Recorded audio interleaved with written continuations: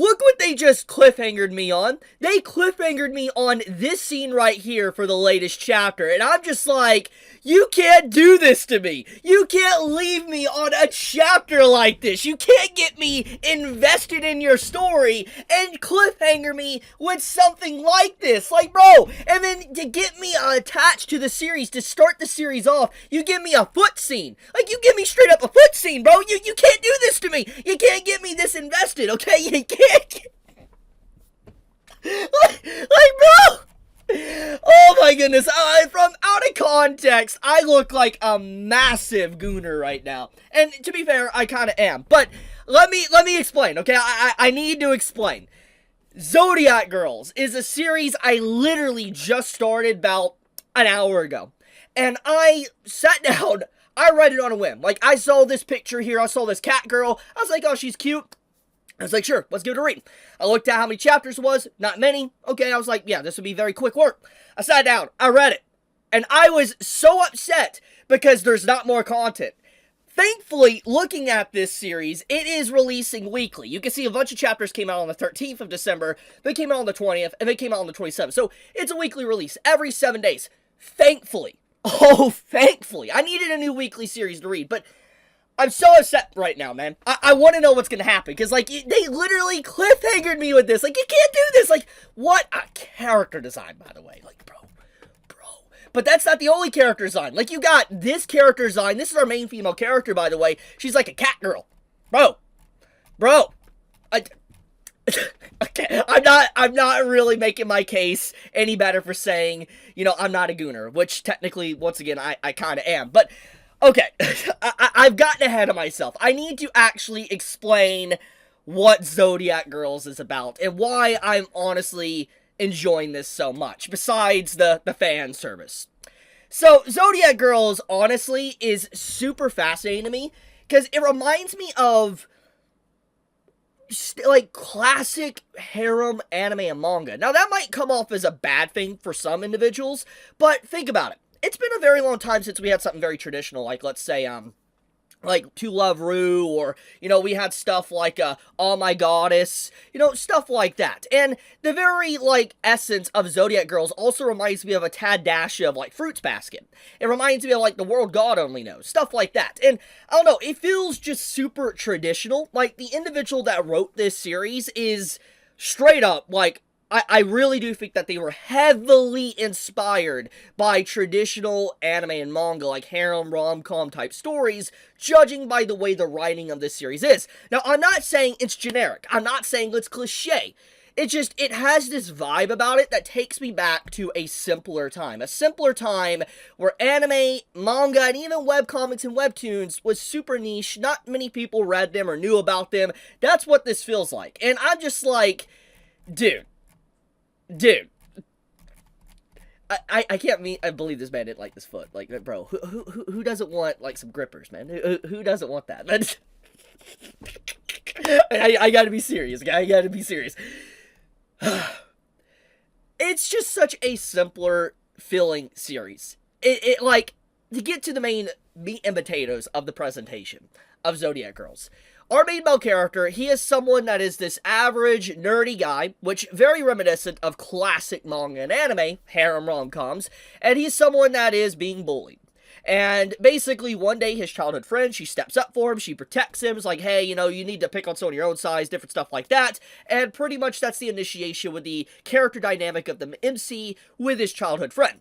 And then one thing leads to another, to where he gets into almost a near-death accident, and this girl right here, which is our main female lead, she is a cat/cat girl that jumps him, and basically, he has a choice. Become a referee for the Zodiac, like, race, or just straight up die, pretty much. Because he was, like, mid-falling, and she, you know, was willing to give some of her power over to him for he could survive the fall. And so, more or less, when this happened, he now is participating in this massive, like, deity-type race, where you have the different zodiacs of lore, for instance, ancient history, coming down to initiate this race once again. It's a very ancient folktale, zodiacs and stuff like that. It's constantly referenced as well within just different literature. I mean, anime and manga has used zodiacs for a very long time. It's something that is relatively new in terms of concepts being used, and it's being used for this story. But our MC now is participating in this type of race as a referee, and he now has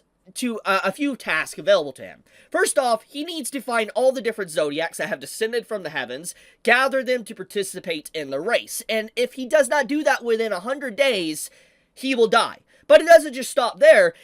Besides him just dying, everyone that is possessed now by these zodiac spirits, they will be permanently possessed, and they will no longer be able to go back up to, like, the heavens, so to speak. For instance, for the rest of their days and all that, these zodiacs are trapped on the mortal plane. So, legitimately, it's just bad news for everyone if this man is not able to get everyone to participate in the race. Now, you're probably wondering to yourself, okay, so why wouldn't a zodiac want to participate in the race? Well, I haven't gotten to that point, because obviously there's only 5 chapters out, but I'm going to take an educated guess. There's probably going to be some zodiacs that are compromised to a degree. Maybe there's a threat that corrupted them or something like that. Or maybe they just have their own self-interest to where they don't want to be in the heavens anymore. They want to explore the modern-day era and world, and they don't want to be there anymore. And so they much like being in the human world, so to speak. That is definitely something that's probably going to happen with one of the zodiacs. So this is a big thing here, is that if he's not able to gather them all together, for instance, all 12 zodiacs, GG for him, and GG for everyone else that has been possessed by these zodiacs, which that gets into the main thing, how the possession works for these different zodiac spirits. So apparently, the only people that will get affected by this is people that are extremely close to the main male character, Cosmo. For instance, anyone that has like a deep connection with him will have the spirits go towards them and possess their body. And the first person we see possessed is his childhood friend, which protected him from the bully. And obviously, knowing how these type of storylines go, the bully is clearly going to get possessed as well. It just common sense. That is a very common sense thing. But there's other things that makes you wonder, okay, so if that's just 2 of the zodiacs, what's going to be the others? I mean, you might assume maybe it's his mother might get possessed, you know, maybe it will be, you know, someone that just watches him and stalks him or something, maybe they will get possessed. It's people that have a connection with him, so to speak, that either watch him or know about him that can get possessed. But judging by his personal life and how he is, he's very reclusive. He stays to himself. He's a hermit, more or less. He interacts with very, very few people. So it will probably be difficult to potentially figure out who is a zodiac or not if really he doesn't interact with a lot of people. At least most people might watch him from afar, but he doesn't personally interact with them. So the very concept of this is just really cool. Like I said, it reminds me of traditional romance rom-com harem stories. Like, because it has the stakes there, the urgency, but it also has that comedy and funniness, the fan service and everything.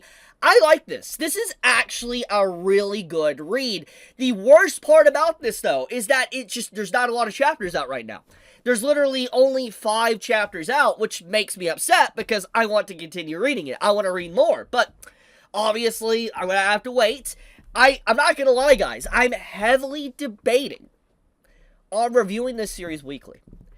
If you are interested in that, let me know in the comments below. Like, if you would like more in-depth reviews, weekly reviews, chapter reviews on this series, let me know in the comments below through comments or leaving a like on the video.